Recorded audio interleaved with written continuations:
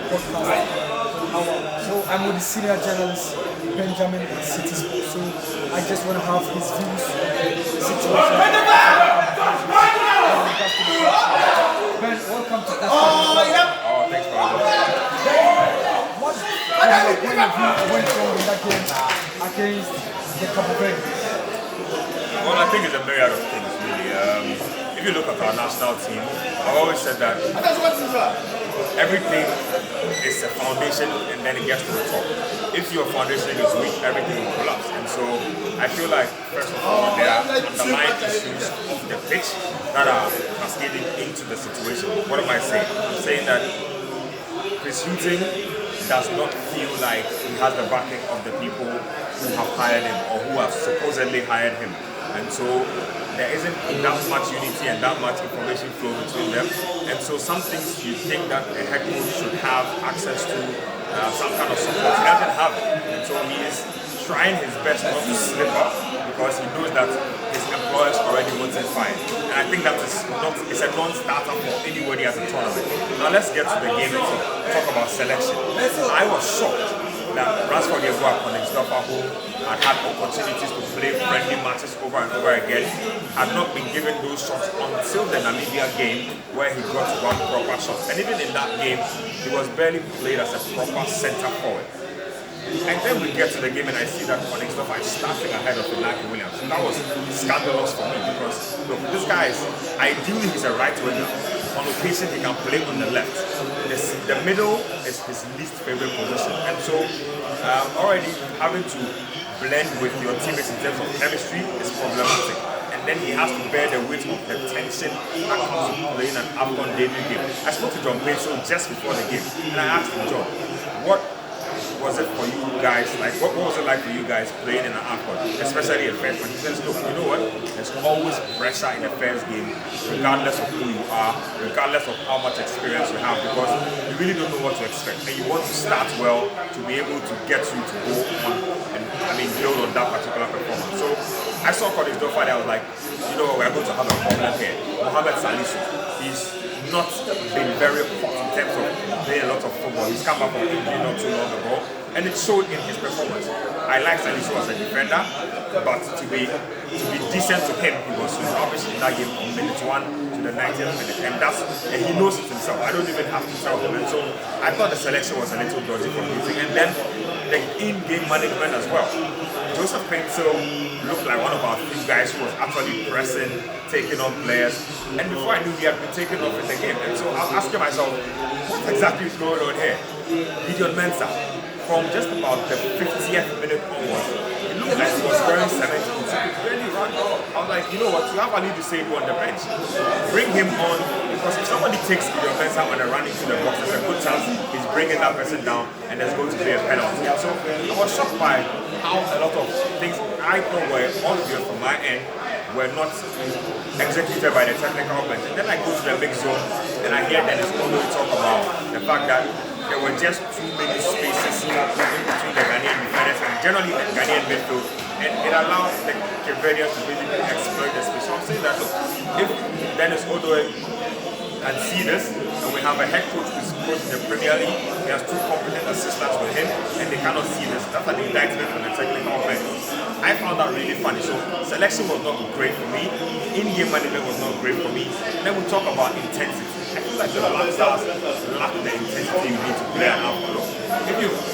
You and I are here watching games go by. You've seen the Angola and Algeria game that was played. The level at which they are playing, we've just not made it to that level as at this one. So I'm just asking myself if we will have enough intensity to keep up with the rest of the teams in the tournament. Also talk about chance creation.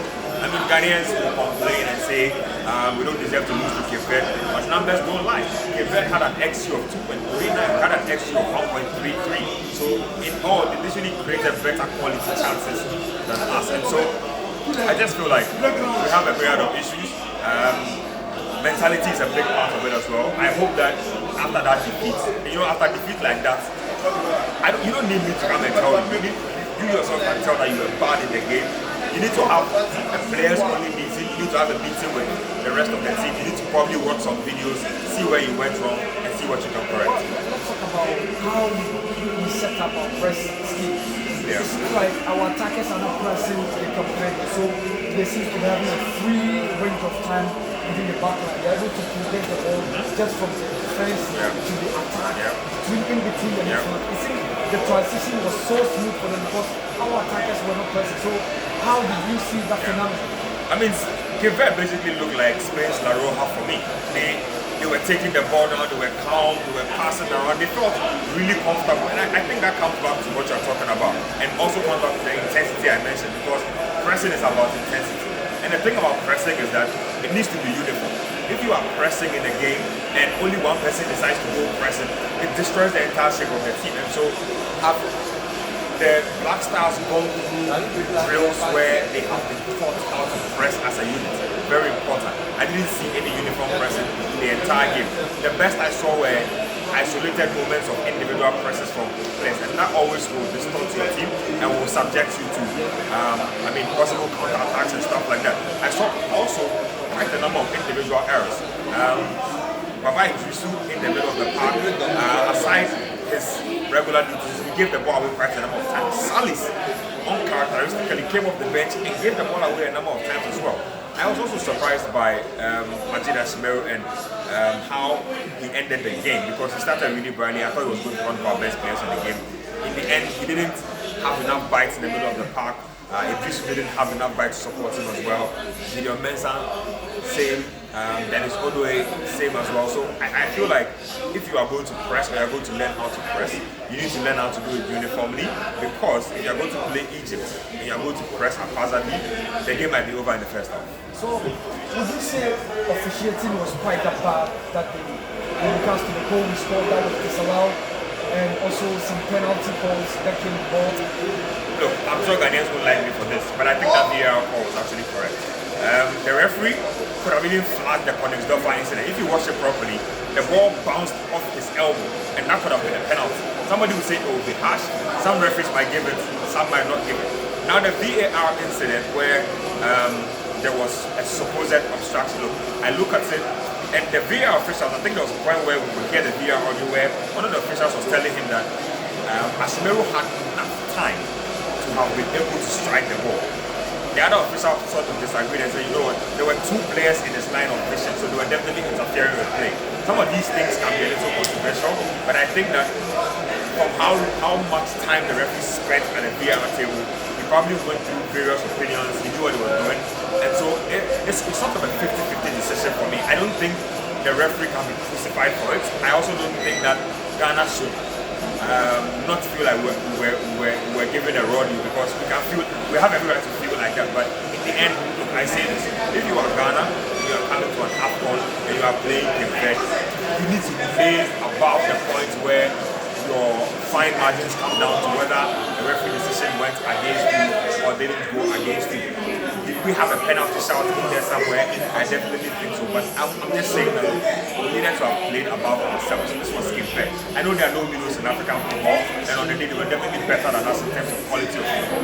But that's where the Black Stars need to watch themselves again and see that, look, we are really sinking very fast as a national team. Let's talk about substitutions. At a point in time, we saw Kisutin pulling out Nketiah to bring on board Habits on the side, just to complement him alongside Baba Idrisu. Would you say it was a big defensive substitutions which prevented our transition, because Nketiah was the only guy who can probably take the ball from defense and convert a swift turnovers into that? I won't vilify Hilton too much for taking on Astute, because I felt like, just like Gideon Mensah, he looked tired to me.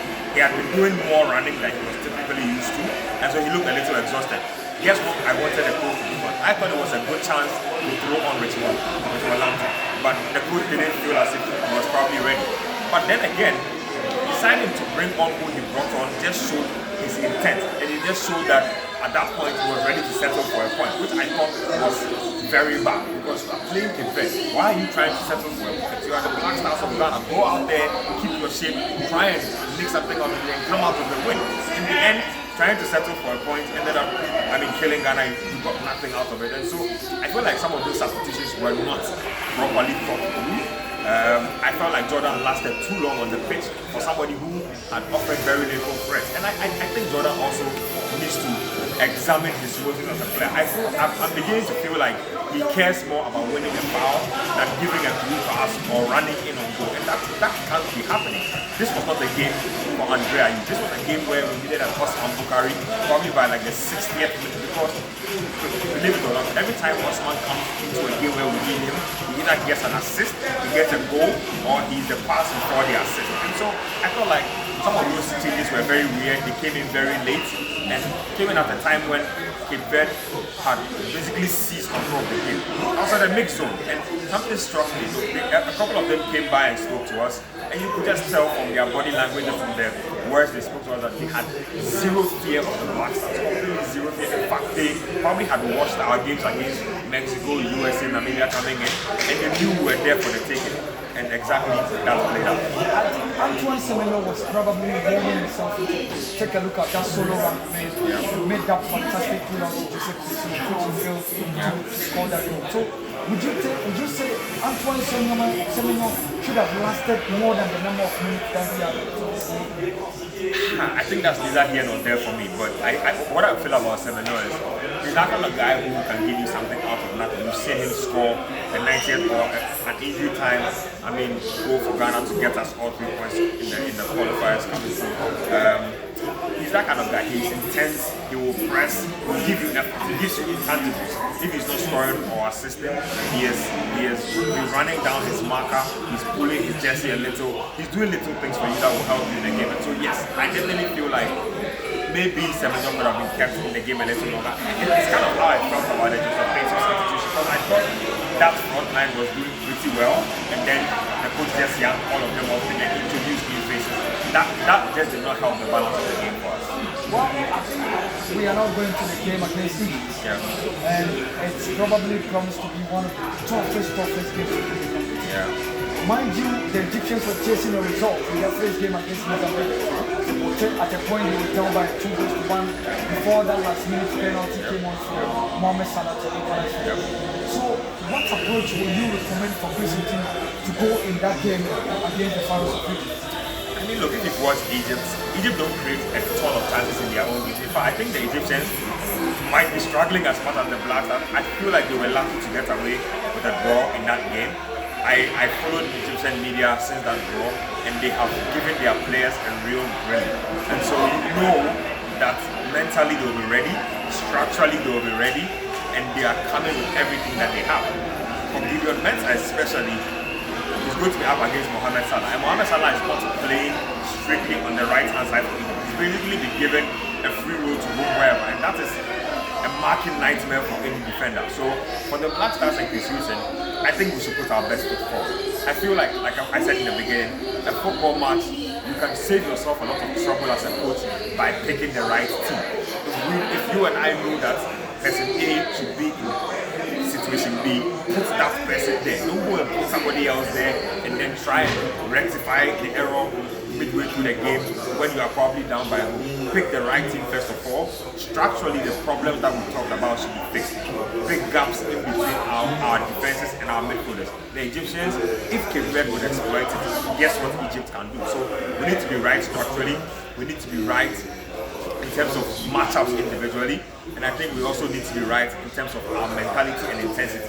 One thing that North Africans will always bring to a football game is a lot of intensity. If the Black Stars of Ghana come in, especially our first halves have been really bad in the past couple of games. If we come in playing as lethargically as we played, I think we'll get punished again in that game. Well, there's general impressions about the competition because we've been seeing Minos giving up a lot of surprises. We just saw Namibia beating Tunisia. We saw Angola giving Algeria to the man. Equatorial Guinea against Super Eagles of Algeria.